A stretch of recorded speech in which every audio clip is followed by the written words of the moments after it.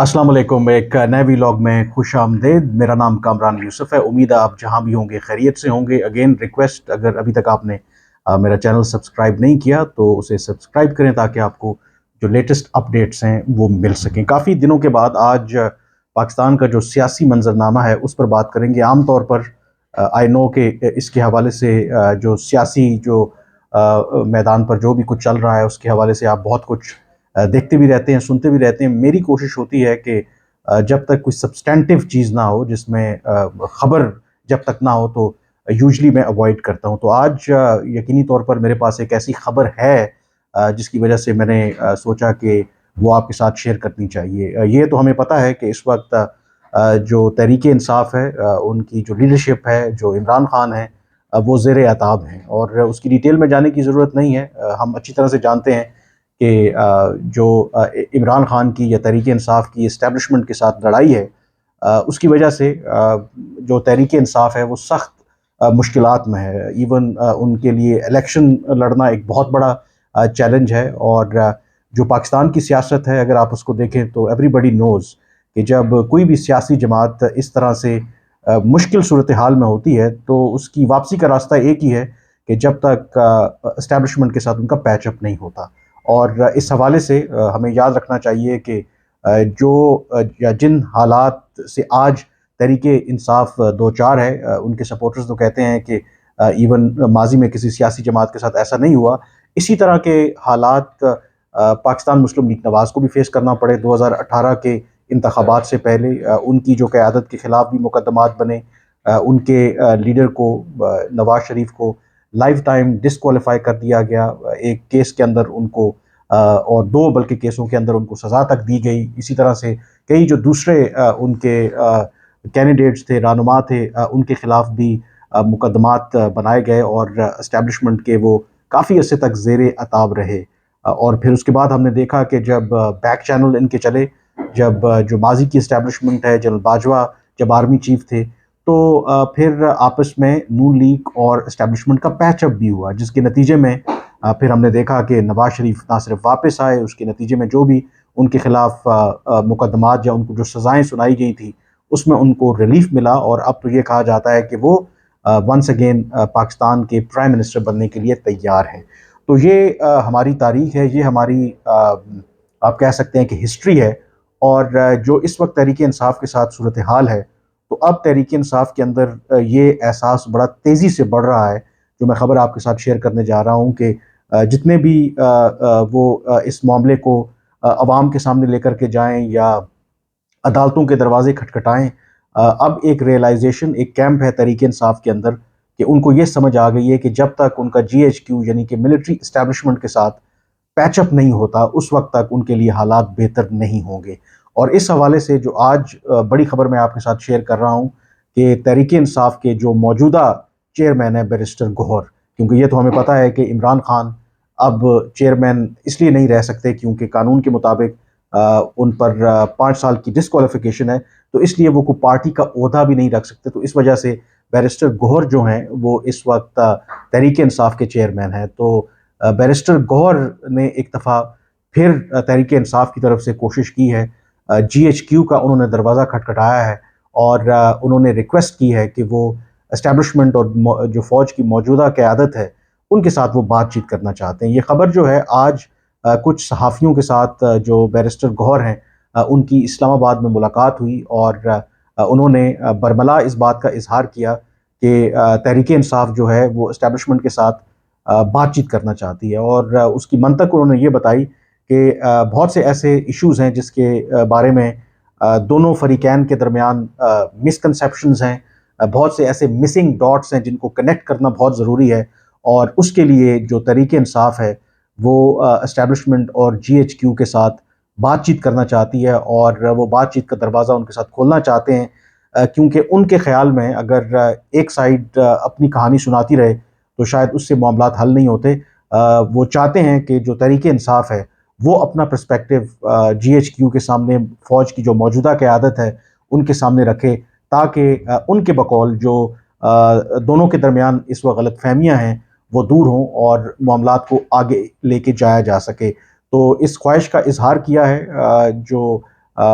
موجودہ جو چیئرمین ہے تحریک انصاف کے بیرسٹر گوہر، اور جو پارٹی کے اندر بھی لوگ ہیں وہ بھی یہ سمجھتے ہیں کہ اگر جن مشکلات سے اس وقت تحریک انصاف دوچار ہے وہ مشکلات اسی صورت میں کم ہو سکتی ہیں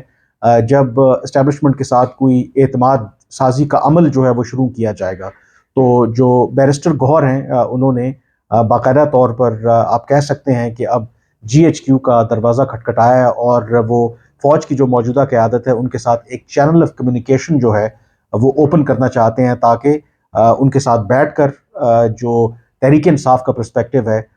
اس کو وہ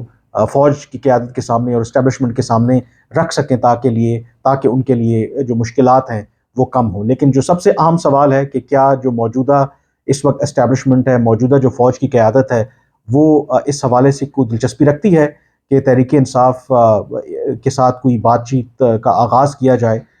جو میری معلومات ہیں، جو ابھی تک کی اطلاعات ہیں، اس طرح کی کوئی ایپیٹائٹ نہیں ہے اسٹیبلشمنٹ کے اندر، یا جو فوج کی موجودہ قیادت ہے کہ تحریک انصاف کے ساتھ کسی بھی طرح کی بات چیت کی جائے۔ جو تحریک انصاف اور اسٹیبلشمنٹ کے درمیان جو خلیج ہے وہ اس حد تک بڑھ چکی ہے کہ بہت سے جو ماہرین کا بھی خیال ہے کہ چیزیں شاید فی الحال پوائنٹ آف نو ریٹرن میں ہیں، اور امیڈیٹلی یہ ممکن نہیں ہے کہ دونوں کے درمیان کوئی اس طرح کا پیچ اپ ہو، اور اس کی وجہ یہی ہے کہ شاید کوئی چینل آف کمیونیکیشن اوپن ہو بھی جاتا۔ جو بھی اس وقت حالات ہیں، ایک اسٹیبلشمنٹ کے اندر یہ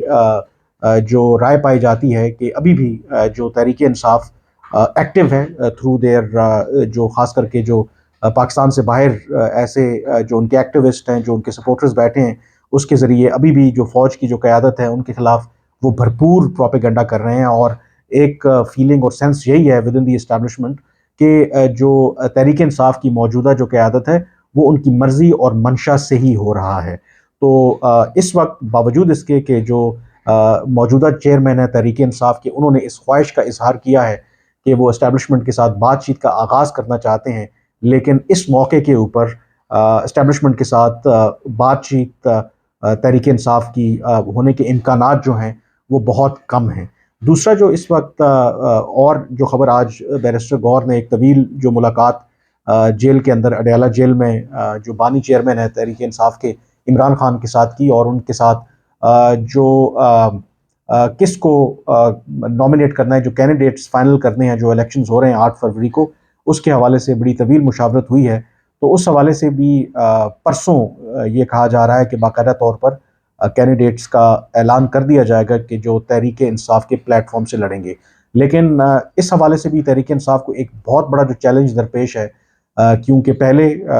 جو ان کا بیٹ کا نشان ہے جس پر وہ الیکشن انہوں نے لڑنا تھا، آج پشاور ہائی کورٹ کا فیصلہ آیا کہ وہ دوبارہ سے واپس لے لیا گیا، کیونکہ جو انٹرا پارٹی الیکشنز ہوئے تھے اس کے حوالے سے مطمئن نہیں ہے الیکشن کمیشن آف پاکستان، اور پہلے تو پشاور ہائی کورٹ نے یہ فیصلہ دیا کہ جو بیٹ کا سمبل ہے ان کو واپس کیا، لیکن آج دوبارہ پشاور ہائی کورٹ نے وہ جو فیصلہ ہے اس کو ریورس کر دیا، اور بیٹ کا سمبل اب تحریک انصاف کے پاس نہیں ہے۔ تو کیونکہ الیکشن میں اب وقت کم ہے، اور نہ ہی جو تحریک انصاف ہے کسی نئے سمبل کے لیے اپلائی کر سکتی ہے، تو ایک اور جو چیلنج ہے کہ ایسی صورت میں جو کیمپین اگر کریں گے تحریک انصاف کے لوگ، تو وہ لوگوں کو یا اپنے سپورٹرز کو کیا بتائیں گے کہ وہ کس نشان کو سپورٹ کریں، یا کس کیونکہ ظاہر ہے کہ الیکشن سمبل امپورٹنٹ ہوتے ہیں اس اعتبار سے۔ تو ایسی صورت میں اگر کوئی اس کا وے آؤٹ نہیں نکلتا، سپریم کورٹ سے کوئی ریلیف نہیں ملتا تحریک انصاف کو، تو پھر موجودہ جو آپشن ہے کہ جو تحریک انصاف کے جتنے بھی امیدوار ہیں ان کو بطور آزاد کینڈیڈیٹ انتخابات لڑنا پڑیں گے۔ تو اس کا مطلب ہے کہ ہر جو امیدوار ہے اس کا ہر حلقے میں اپنا ایک الیکشن سمبل ہوگا۔ اب اس کے اندر جو سب سے بڑا پرابلم ہے، کیونکہ بے شک وہ تحریک انصاف کے کینڈیڈیٹ ہوں، اگر وہ آزاد الیکشن لڑیں گے اور فرض کریں وہ جیت بھی جاتے ہیں، تو تحریک انصاف کو یہ کنسرن ہے کہ بعد میں ان کے اوپر عین ممکن ہے کہ پھر وہی جو ہارس ٹریڈنگ شروع ہو جائے، ان کے اوپر اس طرح کا دباؤ ہو کہ وہ تحریک انصاف کے بجائے جو بھی جماعت اس وقت حکومت بنائے گی وہ اس میں شامل ہو جائیں، اور پھر ان پر کوئی اس طرح سے اعتراض بھی نہیں ہوگا، کیونکہ تھیوریٹیکلی تو وہ ایز इंडिपेंडेंट इंतखाबात लड़ेंगे, और जब इंडिपेंडेंट आप इंतखाबात लड़ते हैं और उसके बाद जीत जाते हैं तो उसके बाद इलेक्शन कमीशन और आपके पास ऑप्शन होता है कि आप आज़ाद रहना चाहें या किसी जमात को आप ज्वाइन कर सकते हैं। तो शायद ऐसी सूरत में जो भी अगर तहरीक इंसाफ के लोगों को तोड़ना चाहे तो उनके लिए काम आसान होगा। तो इसलिए भी जो तहरीक इंसाफ है वो इस बात पर जोर दे रही है या अपनी भरपूर कोशिश कर रही है कि किसी तरीके से जो बैट का सिंबल है वो तहरीक इंसाफ को वापस मिल जाए, क्योंकि अगर वो सिंबल वापस ना मिला, नंबर वन उनके लिए कैंपेन चलाना एक यूनाइटेड पैगाम अक्रॉस द बोर्ड अपने वोटर्स और सपोर्टर्स को देना एक चैलेंज होगा। दूसरा, अगर आज़ाद बुनियाद पर वो उनके उम्मीदवार इलेक्शंस लड़ते हैं तो इलेक्शन के बाद फिर ऐन मुमकिन है कि उनके ऊपर दबाव होगा या हॉर्स ट्रेडिंग का खदशा है, और इवन अगर फ़र्ज़ करें कि एक अच्छे नंबर्स ले भी जाती है Tehreek Insaf, even as an independent candidate अगर उनके लड़ते भी हैं, तो उसके बाद भी ये खदशा है कि शायद वो फिर कौमी असम्बली के अंदर कोई उस तरह से और सूबाई असम्बलियों के अंदर उस तरह से कोई मेजर जो है वो डेंट ना डाल सकें कि हो सकता है कि जो आज़ाद लोग मुंतखब हों उनमें से बेशतर जो हैं वो किसी और जमात को ज्वाइन कर लें। तो ये आज की अपडेट थी, मैंने कहा कि आपके साथ शेयर करें। फ़िलहाल आज के वीलॉग से इतना ही, मुझे अब इजाज़त दीजिए। अल्लाह हाफ़िज़।